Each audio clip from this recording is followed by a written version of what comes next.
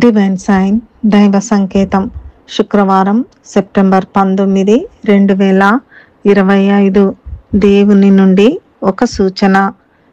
యోహాను 3వ పత్రిక 1:9. నేను సంఘమునకు ఒక సంగతి వ్రాసి తిని, వారిలో ప్రధానత్వము కోరుచున్న దియోత్రెఫే మమ్మును అంగీకరించుట లేదు. ఈనాటి దైవాంశము దియోత్రెఫే మమ్మును అంగీకరించుట లేదు. కీర్తనలు 119:69. గర్విష్ఠులు నా మీద అబద్ధము కల్పించుదురు, అయితే పూర్ణ హృదయముతో నేను నీ ఉపదేశములను అనుసరింతును.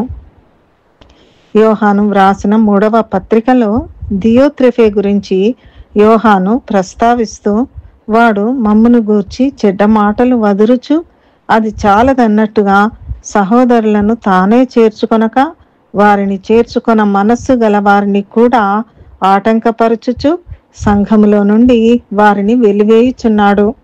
అందుచేత నేను వచ్చినప్పుడు వాడు చేయుచున్న క్రియలను జ్ఞాపకము చేసుకొందును అని గాయనకు శుభమని చెప్పి వ్రాసినాడు. అయితే కీర్తనలు 101:5లో అహంకార దృష్టి గల వారిని, గర్వించిన హృదయం గల వారిని నేను సహింపనని దేవుడు మనకు తెలియజేస్తున్నాడు. తన్ను తాను హెచ్చించుకునివాడు తగ్గింపబడునని మత్తయి 23:12లో వ్రాయబడి ఉంది. పోతిఫరు భార్య కూడా యోసేపుపై తప్పుడు ఆరోపణలను చేసినట్లుగా మనం గమనిస్తున్నాం. యేసును దైవదూషణ చేశాడంటూ పరిసయ్యులు తప్పుడు ఆరోపణలు చేశారు.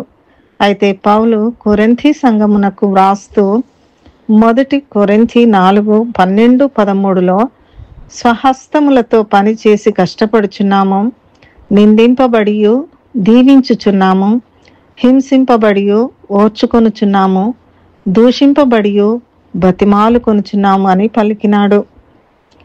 మీరొకవేళ నీతి నిమిత్తము శ్రమ పడినను మీరు ధన్యులే, వారి బెదిరింపునకు భయపడకుడి, కలవరపడకుడి అని 1 పేతురు 3:14లో వ్రాయబడి ఉంది.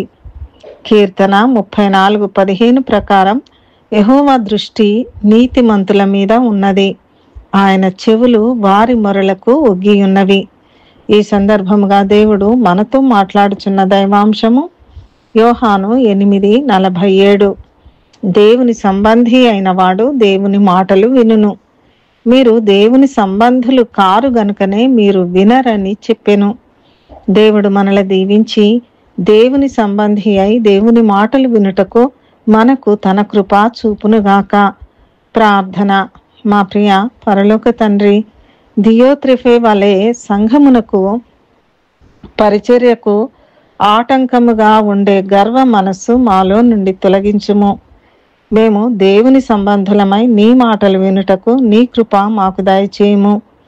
యేసు నామములో ప్రార్థిస్తున్నాము తండ్రి, ఆమెన్.